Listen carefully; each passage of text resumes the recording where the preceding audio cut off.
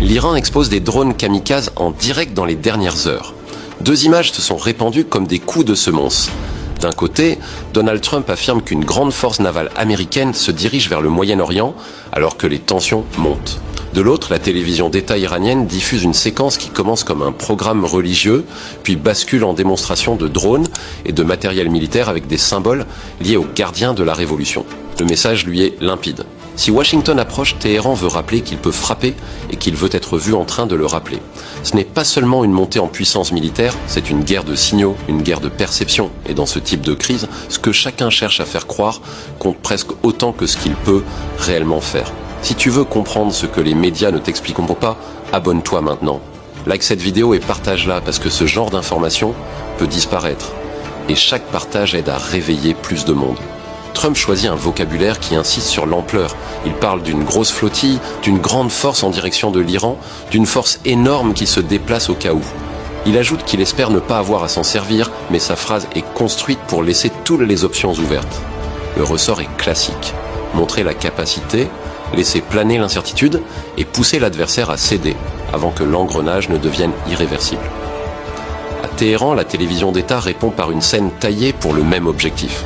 Des récits décrivent une émission présentée comme liée à une commémoration annuelle associée aux gardiens de la Révolution, mais ce qui retient l'attention, c'est la transformation de ce qui était présenté comme un programme religieux en vitrine militaire. La mise en scène mélange clair officiel et images d'armement comme pour produire une seule idée.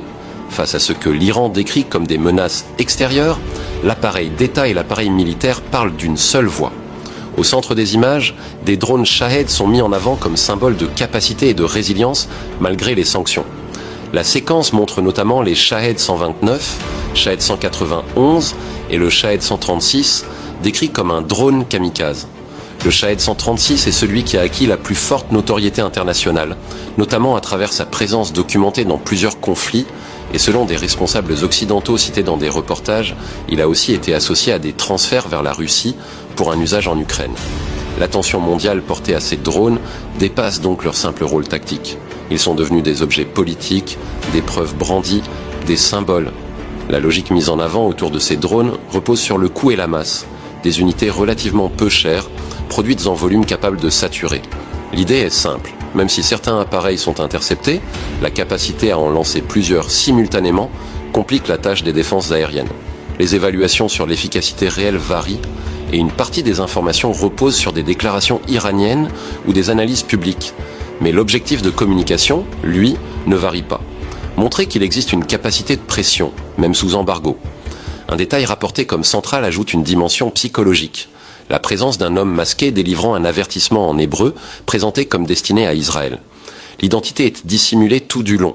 Le choix de l'hébreu est décrit comme un signal direct, mais aussi comme un message plus large adressé aux États-Unis et à leurs alliés régionaux. Dans ce type de mise en scène, la langue n'est pas un outil, c'est une cible. En parallèle, la communication iranienne insiste sur la posture de riposte, avertissant à répétition que toute attaque pourrait entraîner des frappes sur des intérêts américains et sur des alliés dans la région. La démonstration télévisée semble calibrée pour renforcer exactement ce point. Il faut maintenir une nuance essentielle.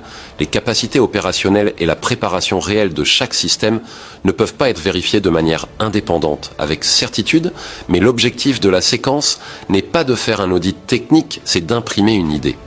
Côté américain, plusieurs éléments rapportés renforcent la perception d'un changement de posture navale. Des informations évoquent le redéploiement du porte-avions USS Abraham Lincoln et de son groupe aéronaval vers le Moyen-Orient. Ce type de mouvement signale une capacité importante et une intention d'être prêt.